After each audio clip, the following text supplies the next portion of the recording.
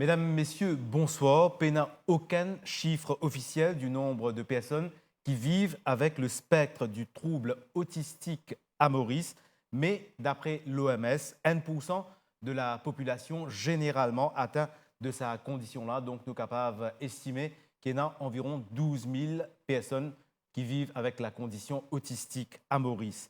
Qui peut faire pour votre accompagnement et accompagnement de vos parents? Est-ce qu'il y a des enfants autistes capables d'aller dans l'école mainstream ou est-ce qu'il y a admis dans l'école spécialisée? Est-ce que le gouvernement peut faire assez pour encadrer ces enfants-là?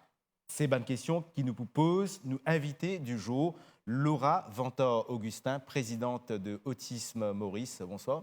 Bonsoir, Kevin. Alors, depuis la rentrée scolaire, plusieurs enfants autistes, 7 enfants, c'est qui nous finissent apprendre, pas de récit d'admission dans l'école parce qu'ils peinent personnel qualifié pour accompagner ces enfants-là. La Sénat, Special Education Needs Authority, peut essayer du reste redresser sa situation avec recrutement du personnel d'accompagnement, mais ça risquait quand même de prendre un petit peu les temps. Sénat finit du reste qui est dans 19 l'école mainstream qui fait la demande pour gagner ban carers. Laura Ventor-Augustin, où dirige l'association Autisme Maurice. Est-ce qu'il y a un manque de personnel qualifié? Oui, c'est vrai qu'il y a un manque de personnel qualifié. Et avant que nous disions qualifié, nous disions qu'il y a un manque de personnel. Et parce que ça m'a dit là, quand je te recrutais, et nous avons pensé qu'il y a une formation spécifique à Maurice qui est liée à l'autisme. Donc, les capables, il y a dans un module pour une formation qui est dispensée, disons la MAI, les lycées polytechniques, etc. Les capables, un module dans toute cette formation. Donc, la formation, c'est gagnée, oui, mais c'est pour les mixed disabilities. Donc, tout est mixte. Ce n'est pas spécifique à l'autisme. Et donc, pour qu'ils soient capables de travailler avec des enfants qui ont l'autisme, besoin une formation spécifiquement pour ça. D'accord. Et la scolarisation de nos enfants autistes, c'est un véritable casse-tête pour les parents. L'école privée coûte extrêmement cher et tout le monde a les moyens avec les autres enfants de l'école-là. Et on a aussi un manque d'auxiliaires de vie scolaire, n'est-ce pas? Explique-nous un petit peu, c'est quoi un auxiliaire de vie scolaire? Alors, un auxiliaire de vie, c'est plutôt un dimoun qui peut accompagner un enfant qui a l'autisme dans l'école. Donc, avec lui tout le temps. Et c'est un requirement en fait pour les enfants là capables de mettre bizarre avec lui. Les bisaines indimoun, ça dépend du degré de l'autisme. Ça dépend de l'enfant. Quelle qualité de problème qu'il y a dans ces enfants-là. Parce que l'autisme, c'est pas général. Donc, chaque enfant a un besoin spécifique. Alors, dépendant de ça, et à ce moment-là, qui nous connaît, est-ce qu'il obligatoirement besoin un qui est avec lui ou pas? Mais un auxiliaire de vie, c'est quoi? C'est une personne qui est là tout le temps, un accompagnant qui est tout le temps là et avec l'enfant. Donc, l'enfant, quelque part, il peut avoir un confort, un réconfort, sachant qu'il y a un kiken qui l'a pour lui spécialement. D'accord. Et est-ce qu'il y a une qualification spécifique, une formation spécifique? C'est mieux s'il y a une qualification spécifique parce que quand il y a certains problèmes qui viennent, des défis qui sont liés à l'autisme, les gens connaissent comment les gens faire pour les dealer avec ça. Donc, si les pays ont une formation spécifique, c'est compliqué pour la personne aussi. D'accord. Et pour les enfants autistes, au final, nous qui avons plusieurs degrés d'autisme, c'est un programme spécialisé qui vient pour les personnels, donc qui taille à sa mesure, qui peut capable permettre de progresser dans la vie. C'est quand même bizarre vraiment, et dans sa qualité enseignant là aussi, qui formé pour ça, n'est-ce pas? Bien sûr. Et quand nous parlons de l'autisme, il y a plusieurs degrés, oui. Et tous les enfants pas taillés pour faire l'académique. Ça veut dire académique, comme on peut dire, c'est il assise dans une classe et qu'il est capable de suivre la classe complètement à 100%. Donc, il y a des enfants qui, oui, sont capables d'être à l'école, dans les écoles publiques, dans le mainstream, mais peut-être qu'il a envie d'arriver à un moment où il est sorti, il est mort un petit peu. Peut-être qu'il n'est pas capable de suivre strictement à 100% ce que l'enseignant est en train d'enseigner. Et même les enfants normaux aussi, hein, chaque enfant a ce rythme Bien d'apprentissage. sûr. Donc maintenant, si l'enfant, en plus de ça, il y a l'autisme dessus, mais là, il demande un accompagnement un peu plus spécial. D'accord. Autisme, il y a beaucoup de monde qui n'est pas familier avec lui. Il y a beaucoup de monde qui pense la série The Good Doctor ou encore Rain Man de Dustin Hoffman. Vous pensez qu'il y a des enfants autistes, bon, pour certains, je dirais comme ça qu'il y a des enfants autistes, ils ont un certain retard au niveau de l'apprentissage. Et pour d'autres, je dirais non, mais il y en a qui ont une qualité de génie parmi eux. Est-ce qu'ils nous vraiment catégorisent des enfants autistes comme ça? Oui et non. Alors, pour commencer, quand on fait le diagnostic, par exemple, un enfant de 2 ans, 3 ans, est capable de présenter un autisme lourd, mais qui après, il vient un génie, comme on peut dire. Donc, il vient une personne avec l'autisme mais à haut potentiel. Donc, on appelle comme ça. Avant, tu peux appeler ça Asperger, mais maintenant, ça a été retiré, on n'appelle plus ça comme ça. Et qui fait une cause du spectre, parce que l'enfant, à n'importe quel moment, est capable d'évoluer grâce à une thérapie, grâce à un accompagnement qui peut être avec lui. C'est ça même qui peut aider lui pour lui développer au mieux de ses capacités. Maintenant, un enfant, disons à l'âge adulte. Donc, je vais vous donner un exemple. Joseph Chovanec. C'est un docteur en philosophie, c'est un autiste, mais qui a un autisme lourd quand il était enfant. Maintenant, il a haut potentiel, il est un docteur, il est enseigné dans l'université, il parcourt le monde. Donc, est-ce qu'il est capable de catégoriser vraiment les nécessaires? Oui, au départ, parce qu'il nous faisait quand nous commençons. Et justement, comment pour diagnostiquer un enfant autiste, à partir de quel âge et quels sont les symptômes qu'un parent bien look into? Alors, un enfant, disons, à partir de l'âge de 1 an et demi, 2 ans, est capable comment se présentent les signes. Et qui un signe qui nous sommes capables de trouver, c'est l'enfant ne va pas regarder, donc pas il n'a aucun eye contact. Si nous appelons, il n'a pas réponse. Il est capable de un petit gazouille, ou bien il a un mot, certains mots, bye, ma, pas, qui n'est pas pour dire. Il fait un son, mais il n'a vraiment pas de syllabe. Et ensuite, quand on commence à manger, peut-être qu'il y a un retard. Ou bien quand il peut manger, il mange sur la pointe des pieds. Nous sommes capables de trouver un hand flapping, que beaucoup d'enfants font, ou de bouger. Donc, ça, c'est une affaire. Et puis, côté social, il est capable, pas trop content, comment dire, il y a beaucoup de monde, il est capable de pleurer ou il est tout le temps isolé. Donc, ça, c'est un petit remorque qui nous est capable d'observer. Mais là, quand vous dites ça, peut-être certains parents capables de inquiets un petit peu, ça veut dire qu'ils vraiment quelque part, qui est capable un de tous ces symptômes-là, les enfants, il y a un de ces symptômes-là, mais ça ne veut pas dire qu'il est autiste, n'est-ce pas? Non, non. Ce n'est pas C'est un rédhibitoire. ensemble. Ouais. C'est pas rédhibitoire. C'est un ensemble de beaucoup de choses qui fait que. Parce qu'il y en a aussi des gens qui, quand on trouve un retard de langage, ils disent ah, ben, c'est lié à l'autisme. Alors que non. Peut-être c'est juste un retard de langage. Et capable d'avoir un autre trouble neurologique, mais ce n'est pas l'autisme. C'est pour ça que quand nous faisons un diagnostic, donc au CIDAM, nous sommes de diagnostic, là-bas, il y a un premier rendez-vous. Sa premier rendez-vous-là, c'est pour discuter avec les parents, pour discuter, pour voir un peu l'enfant. Et là, nous pour guetter, est-ce qu'il vraiment peut présenter un signe d'autisme ou bien c'est peut-être autre chose.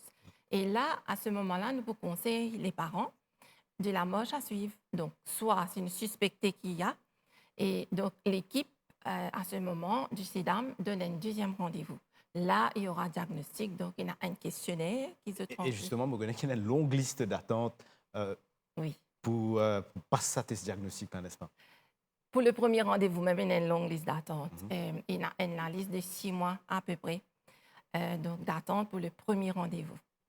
Oui. Et quand même, quand nous pensons d'après l'OMS, déjà qu'il y en a 12 000 enfants autistes à Maurice, c'est quand même énorme.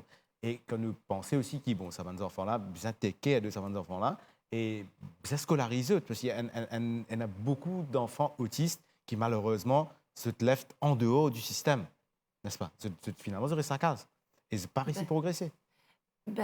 normalement, les enfants obligés à l'école, d'après Mhm. ce qu'ils nous connaissent. Mais ben, parents, c'est qu'à trouver comment les Donc, enfants là pour. Ouais. nous obligés à scolariser les enfants. Mhm. Donc, à Maurice, d'après ce que je connais, Mhm. nous payons un droit à les enfants à la case.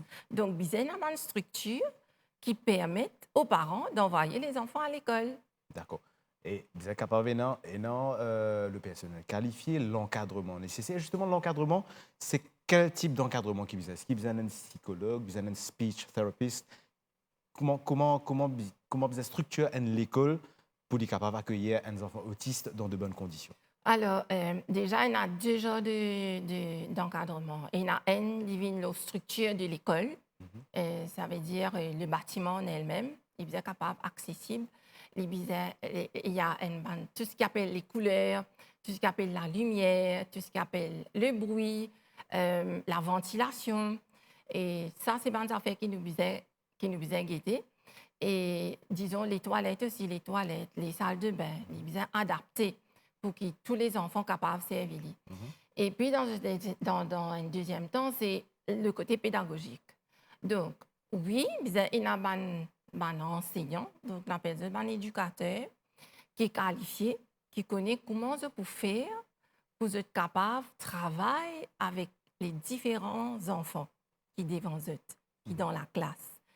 Et le psychologue, l'ergothérapeute, l'orthophoniste, ça, c'est une personne clé qui est bien bizarre dans une école Valeur du jour. Et spécialisée. dans sa du jour là, est-ce qu'ils sont présents dans l'école? Vous êtes allé, me penser, c'est pas pour placer dans l'école 7 sur 7, 5 sur 7, mais qui éventuellement, je peux faire les tours, je peux aller chaque semaine, etc. Mais est-ce qu'il y a un nombre suffisant? Non, il n'y a pas. Mhm. Il n'y a pas assez. D'accord. Et Autisme Maurice est dans des écoles spécialisées, N à 4 bornes, notamment à Béato, N à Calodine et il y a aussi le centre Kestrel pour les plus de 20 ans. Ce matin, nous sommes du reste l'équipe qui a tourné un reportage à l'école de Béato. Nous avons l'occasion trouve les images. Explique-nous un petit peu, au niveau de l'association, combien d'enfants vous êtes dans et qui va de service de te faire? Alors, nous dire qu'il y a une cinquantaine d'enfants à l'école de Béato, Voilà, l'unité je de reste Béato. retrouve l'unité de Béato ce Oui, matin. donc l'unité de Béato. Et nous avons aussi 20 enfants à peu près à l'unité de Calodine et une dizaine à Kestrel. Je m'interromps juste pour me préciser qu'il nous a l'autorisation pour diffuser les images avec, bien sûr, l'accord des parents. Oui. Le cas continue. Alors, donc là, comme on peut trouver les images, et dans différents, chaque enfant peut faire un travail. Donc, ces enfants-là, comment est-ce qu'un professeur il décide qu'ils enfants pour faire quoi? C'est par rapport, justement, à une recommandation de l'ergothérapeute, du psychologue, de l'orthophoniste. Donc, par rapport à ça, une activité-là est adaptée à chaque enfant pour qu'ils soient capables de progresser. Et est-ce qu'ils ont un suivi par tranche d'âge, parce que les enfants-là, ils vont grandir, et est-ce qu'ils, comme si un enfant est capable de sortir d'un primaire, il y a le secondaire, est-ce qu'il y a un enfant autiste qui réussit à suivre? Non. Difficile. Non, on ne peut pas catégoriser par l'âge, parce que, comme on peut dire, c'est plus sur la capacité de l'enfant. Donc, bien sûr, nous ne pouvons pas mettre un enfant de 5 ans, une fait rentrer avec un adolescent de 15 ans, par exemple. Oui, nous visons une certaine catégorie d'âge, mais seulement la façon de travailler vient vraiment sur le développement de l'enfant. D'accord. À cause du développement de l'enfant, il y en a aussi le parent. Les parents, c'est très dur en apprenant déjà qu'un enfant autiste, ou même plus d'un enfant autiste, pensez au capable partager, ou même moi de maman, de 2 enfants autistes, vous posez une question personnelle, comment vous réagir quand on apprend qu'il y a un enfant autiste? Alors, pour le premier, c'était c'était un coup de vieux, bien sûr. Et première chose qu'il nous fait, c'est la maman commence à se culpabiliser. Donc, moi, en tant que maman, je commence à poser la question, est-ce qu'il m'a bien fait, m'a bien mangé, qui m'a capable de faire du mal. Et après, l'acceptation est très difficile parce que tout le monde, quand tu attends un enfant, tout couple, tu as déjà un rêve pour ces enfants-là, même avant qu'il est né. Donc, quand il est né, tout était OK. Et puis, à partir de l'âge de 2 ans, qui nous commence à remarquer dans certaines choses. Et là, il faut enterrer le rêve. Ouais, c'est ça qui est dur. Ouais. C'est très dur. Mhm. Mais moi, ce qui me dit, vous dire à mes parents, c'est dur, mais même si c'est dur, même si vous n'êtes pas encore accepté, et que, mais faire ce qu'il y a pour faire. C'est-à-dire que comment j'ai allé, nous faire diagnostic, nous avons un résultat, nous besoin faire thérapie, tout ce qu'ils nous conseillent nous faire, dans la mesure du possible, nous faisons. Mhm. Et après, doucement, doucement, l'acceptation il commence à venir. Et arrivé un moment, nous posons la question, est-ce que nous, en tant que parents, on est à la hauteur de l'enfant? Parce Très jolie remarque. qu'on apprend beaucoup de choses avec les enfants. Mhm. C'est vrai qu'il y a quand même il y a quelquefois des enfants qui sont plus difficiles que les autres. Certains qui sont capables, Oui. agressifs. Et là, Oui. comment pour gérer un enfant comme ça? À cause de ça même qui est important pour les enfants qui ont un trouble du comportement, allons dire, un petit peu sérieux. Et il y a un carer, comment nous peut appeler, un auxiliaire de vie qui est attaché avec lui. Parce qu'il moins de petites affaires, moins de petits bruits, un tapage de haut, un klaxon un peu fort, capable de déclencher une crise de comportement. Et là, si il y a un qui avec lui, qui est capable de contrôler tout de suite, mais ça, capable de assez grave. Donc, via la table, dévier un meuble, etc. Ou taper les autres enfants. Et c'est pour ça que nous, à Autisme Maurice, nous n'avons pas plus de 6 enfants par classe. Et pour 6 enfants, nous avons 3 personnes dans la classe. Donc, un éducateur, un assistant et un carer. Parce que sinon, ce n'est pas possible de gérer. Ouais. Donc, je trouvais que quand même, c'est assez compliqué à organiser, n'est-ce pas? Et pour diriger une organisation non gouvernementale comme la vôtre, Autisme Maurice, vous imaginez besoin de financement Oui. et vous avez besoin aussi soutien du gouvernement Ouais. et pas mal de volontaires. Comment ça se passe pas à Autisme Maurice? Est-ce qu'ils étaient notre soir là? Alors, au départ, c'était très compliqué. Donc, depuis que tu es sorti et que nous sommes arrivés, il y a beaucoup de Ça fait changements. 17 ans déjà, n'est-ce pas? Ça fait 17 ans déjà. Alors, quand l'école a commencé, les professeurs m'ont dit, tu peux gagner 3 000 roupies par là. Donc, allez imaginer. Donc, et ils étaient payés par scolarité que les parents, tu payes ça, c'est une somme dérisoire. Donc, avec ça, et les sponsors. Mais c'est plus les sponsors. Et arrivé un moment, c'est difficile d'avoir les sponsors. Et parce que c'est ça, tout ça, là, tout le monde a fait une changé, c'était compliqué. Et là, maintenant, c'est le Sénat qui paye les professeurs. Donc, c'est un grand soulagement, mais il reste encore beaucoup à faire. Parce que, comme on peut dire, normalement, l'attribution, c'est un éducateur pour 10 élèves. Mais chez nous, on ne peut pas faire ça. On ne peut pas mettre 10. On peut mettre que 6. Donc là, à ce moment-là, nous avons les autres solutions pour qu'ils soient capables de continuer à opérer. D'accord. Et nous, une cause de l'école Beato et Claudine, il y a aussi un projet pour les adultes. Parce que, bon, les enfants autistes, nous comprenons, il y a l'école qui fait sa scolarisation, mais arrive un moment que. Est-ce qu'il arrive un moment que tu as un break que les pieds n'ont suivi pour lui? Oui, ça veut dire que nous remarquons ça et c'est pour ça que le projet Kestrel est venu et heureusement qu'on a eu des sponsors pour nous aider et nous mettons en place l'atelier Kestrel pour plus de 18 ans à 20 ans parce qu'ils ont un droit reste dans l'école. Et là, nous trouvons que c'est compliqué pour les parents parce que les parents-là ont coupé travail. Et il est là, soit un parent retravaille ou bien se trouve quelqu'un d'autre pour des enfants. Mes enfants-là, ils perdent ce acquis. Parce qu'à la maison, ils ont sa structure qui est à l'école. C'est pas conti, comme si train the brain, au bout d'un moment. Impossible, ce qu'il fait dans l'école, sa structure qui est dans l'école là pour reproduire ça à la maison. C'est très, très compliqué, c'est très difficile. J'espère donc qu'il y a un projet avec Kestrel, alors encore plus loin. Et il y a aussi une bonne nouvelle qui s'est gagnée en début de l'année dernière, vous pensez? L'année dernière. Voilà, avec le gouvernement qui octroie à plusieurs ONG un terrain pour qu'ils soient capables de développer. Et parmi, il y a Autisme Maurice. un terrain de 2 à la vigie. Qui se compte faire de ce terrain? Bon, au départ, je suis bien contente de regarder. Waouh, c'est très grand. Non, finalement, les petits. Pourquoi? Parce que nous avons trouvé qu'il y a tellement de choses à faire, tellement d'infrastructures qui nous pousaient, qu'il est là, nous avons pensé, mais OK, quand nous mettons tout ça là, mais il faut toujours commencer et on est bien content et qu'il nous gagne intérêt là, parce que pour le moment, là, nous pouvons louer. Donc, tout nous ban étable, partout que nous ban l'école était, c'est loué, c'est loué. Et donc, il est difficile à ce moment-là pour nous faire tout ce qui nous envie. Parce que côté infrastructure, nous ne pouvons pas faire tout parce que c'est pas Vous à pouvez nous. remonter l'école? Là, nous envie, ça veut dire qu'il peut y avoir le centre de diagnostic avec une place pour les thérapeutes. Après, bien sûr, il faut avoir l'administration. Après, pour y avoir l'école maternelle. Donc, nous avons envie, mais ça c'est depuis longtemps, c'est un de nos rêves, mettre une école maternelle, parce que de 3 ans à 5 ans, il n'y a aucune école maternelle spécialement pour les autistes. Donc, ces enfants-là, ces parents-là, c'est très, très compliqué. C'est une casse-tête. Comment vous faites pour le travail, pour vous donner un jour pour Betli? Exactement. C'est très compliqué. Je vais arriver à la fin de l'émission. Peut-être vous demandez une dernière question.